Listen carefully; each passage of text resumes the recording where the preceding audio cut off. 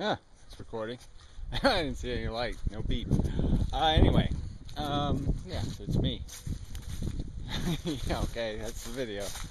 It's the me video.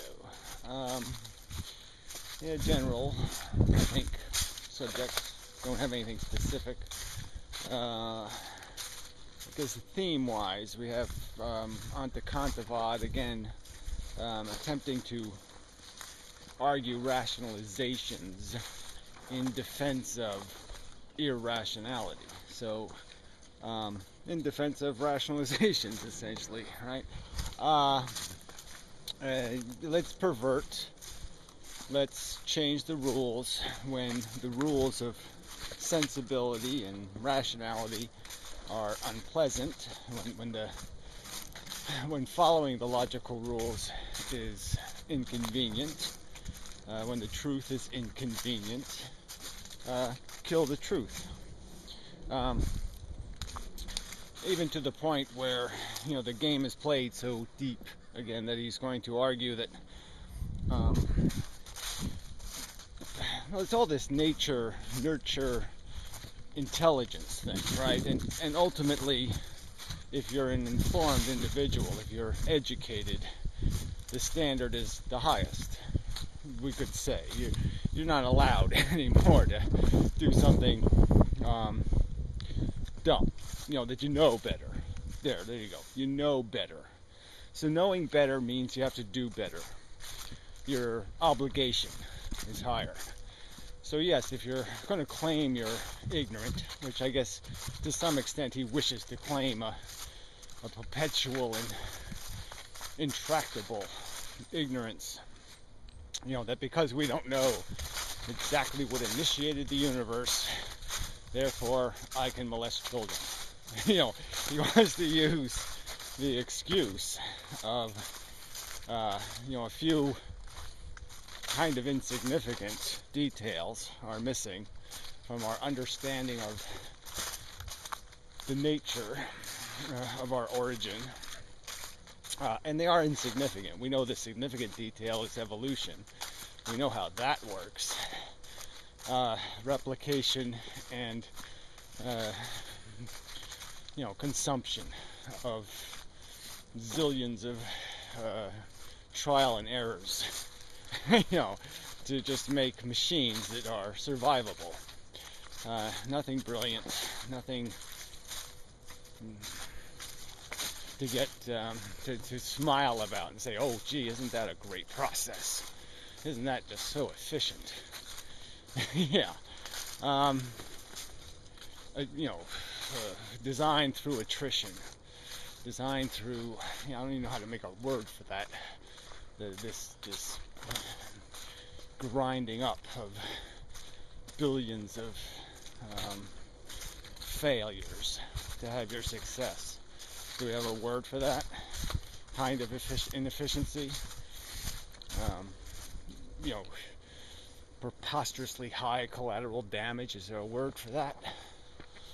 Do we have a piece of verbiage that I could just throw out and say, there, it's that? Besides gross, disgusting. Anyway, so that's the part of the argument, I suppose. And then this other part is these nihilist types who, well, I mean, Anaconda's in the same category, I suppose. It's this effort to negate the meaning of the failures, the meaning of the brutalities that have been endured,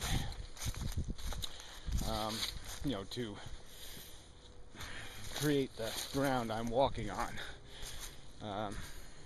We stand on the shoulders of, a ton of monsters and victims. Just the truth. It's not a good truth. Yeah, it's not to celebrate, to use as an excuse to keep waving the home team flag.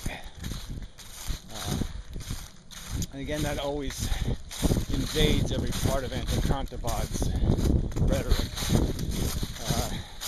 There was a comment on one of my videos, some asshole, citing some, German philosophers, saying they're doing logic, and they never said anything like life sucks, or something like that.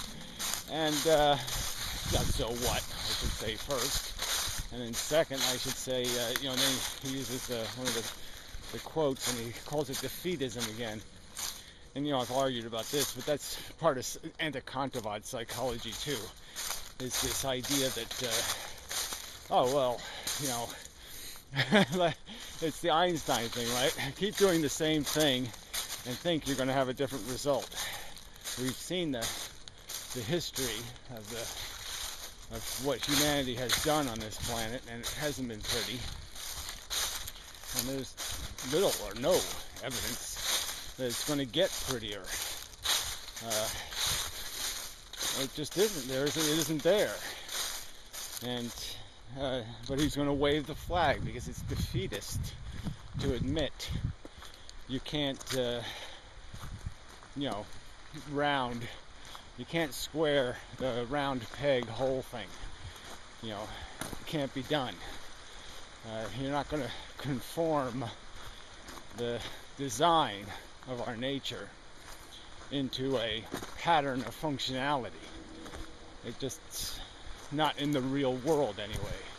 You can only do that in some delusionary space, some virtual fake reality where you take the victimizing, you make that unreal, but you can't do it in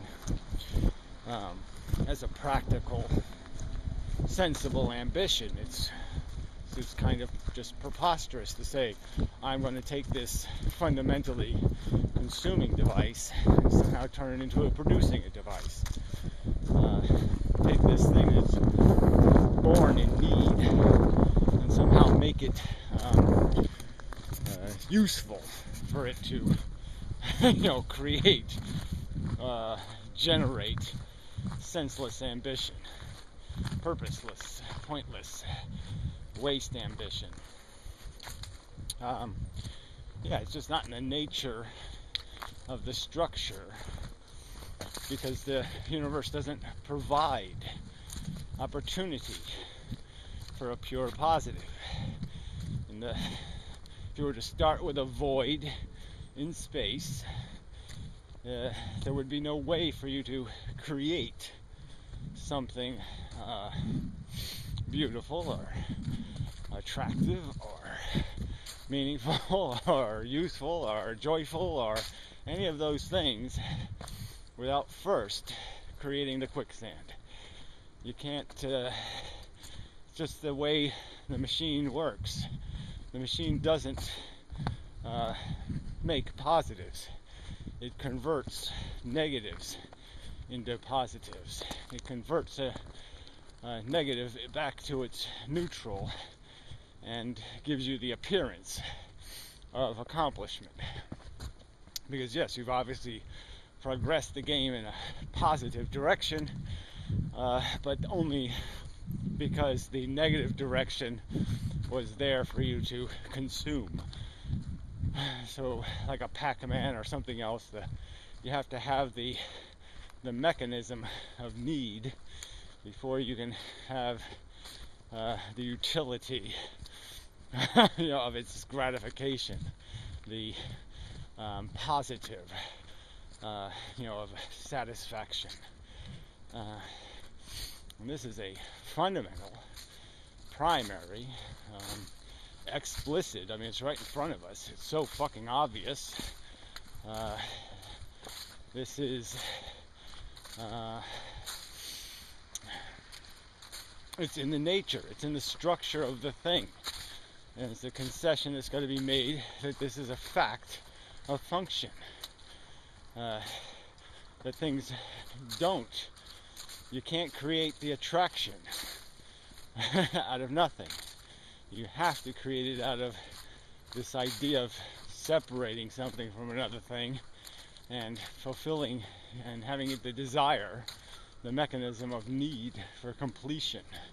Need to, well, that's a good word for it. I mean, to use the movie metaphor, you complete me. That is a very good analogy, it's a very good phrase for much of what we seek is some kind of completion, some kind of reconnection with what is missing, what we lack. There's space in the tank that needs to be filled.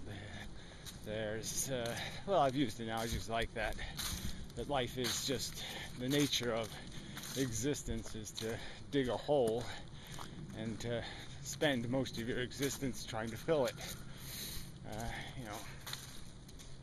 And few succeed. I did, that's sort of an irony, as I did look up one of this, the guy who posted the snarky comment with his little list of German losers. And so anyway, one of the philosophers he listed just seems to me kind of, he left Germany in 30 whatever, before the war. I won't go into it. But just a typical, generic Kantian style bullshit. He has 2 wives, so not exactly an exemplary life. Maybe much like Einstein. And but then the second wife commits suicide. Anyway, not that it should mean that much, but sometimes these issues of if you're going to be an ethical philosopher, these kind of things can have the appearance there might be some flaw in your life strategy that you can't seem to manage your own dilemma ethically. Anyway, that's irrelevant, really. Just, it seemed somehow useful as a comment. Why is that water so cruddy? Town must be screwing with something somewhere. It hasn't been a big rain or anything. I mean, not in the last 2 days. So it shouldn't be that gray.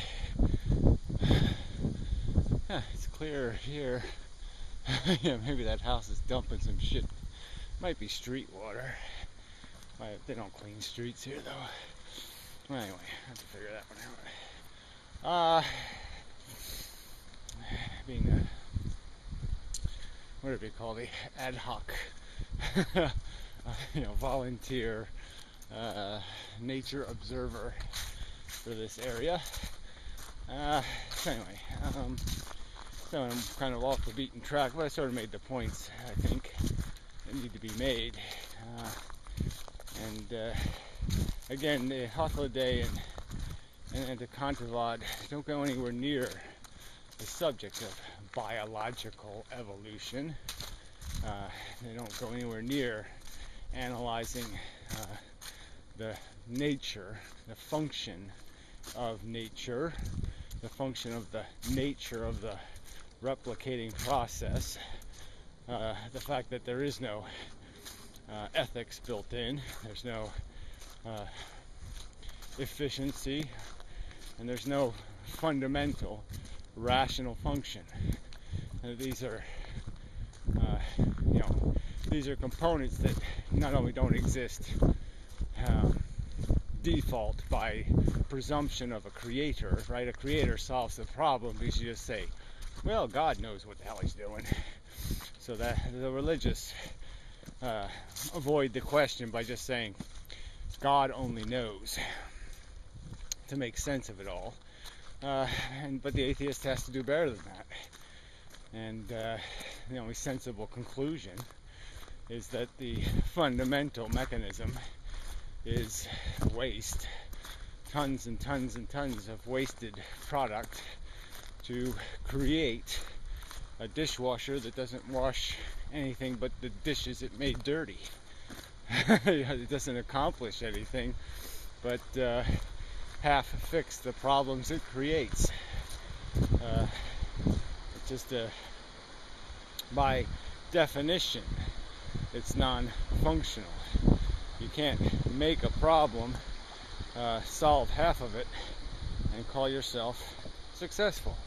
See, I mean, that water is quite disgusting for some reason. It's quite disgusting for some reason. Do I feel curious enough, energetic enough to go upstream exploring to find the reason? Now, there is a pipe that comes off this street that poops out around here somewhere. I mean, that's just really bad there. See if it's any better up here. Then we can blame they're doing something, fire hydrants or something maybe. There's a bunch of foul coming into the water. No, I don't see anything. So we're upstream from that pipe. So it's definitely all the way up there somewhere. Right, definitely. Well, yeah, see, there's the pipe there. See if it's coming out of here. There's nothing coming out of there. That's clear. So yeah, it's something further along. So anyway,